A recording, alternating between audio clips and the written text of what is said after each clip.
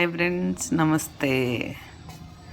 పండగ పిండి వంటలు ఏ పండగ వచ్చినా ఫ్రెండ్స్ పితృదేవతలు దేవుళ్ళు చూస్తుంటారంట. మనం తిన్నా తినకపోయినా తినకూడదు కదా, కొంతమంది ఆయిల్ది తిన్నా తినకపోయినా తయారు చేసి బాండీ పెట్టి వండటం మన పూర్వీకులు రూలు.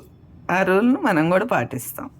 ఇప్పుడు క్రిస్మస్ వస్తుంది, జనవరి 1 వస్తుంది. అది గురించి నేను పిండి వంటలు చేస్తున్నా. ప్రతి దాంట్లో నేను పసుపు వేస్తా ఫ్రెండ్స్. పసుపు ఎందుకంటే యాంటీబయాటిక్ లాగా పనిచేస్తుంది, కలర్ కూడా బాగుంటుంది. పిండి వంటలు అన్నిట్లో పసుపు వేస్తాను నేను. ధనియాల పొడి, కారం పొడి, ఇవేంటంటే ఇక్కడ మురుకులు అంటారు, ఆంధ్రాలో చక్రాలు అంటారు. మెయిన్ ఇది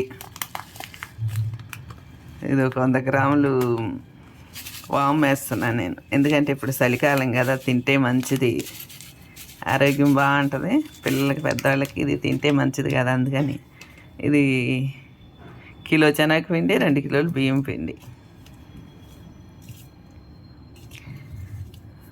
మీకు తెలుసు, కానీ నేను నా స్టైల్లో చేసేది మీకు చూపించాలని. కొద్దిగా తినే సోడా అయితే చక్కగా కరకరలాడతాయి అన్నమాట. కొద్దిగా దీనిలోకి హాట్ వాటరే వేయాలి ఫ్రెండ్స్. మనం కలిపేటప్పుడు హాట్ వాటర్ ఇప్పుడు దాకా కాసాను, బాగా మరిగించి కొద్దిగా చల్లగా అయ్యాయి. అయితే మనం వాటర్ వేయగానే గంటితో తిప్పాలి.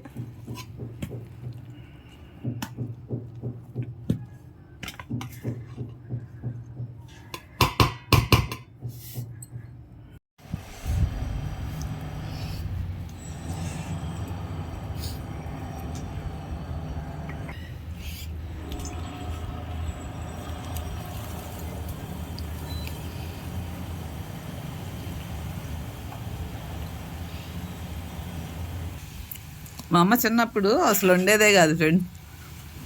మా చుట్టాలు, మా పెద్దమ్మ వాళ్ళు ఆళ్ళు వండుతుంటే కొద్ది తినేవాళ్ళని చూసి, అందుకని నాకు ఈ పిండి వంటలు అంటే బాగా ఇష్టం. కానీ ఎక్కువ ఏం తినను, పంచటానికి, చుట్టాలకు పంపించడానికి, ప్రతి పండగకే చేస్తా. ఇలా కట్టెల పొయ్యి మీద చేస్తుంటే భలే థ్రిల్గా ఉంది.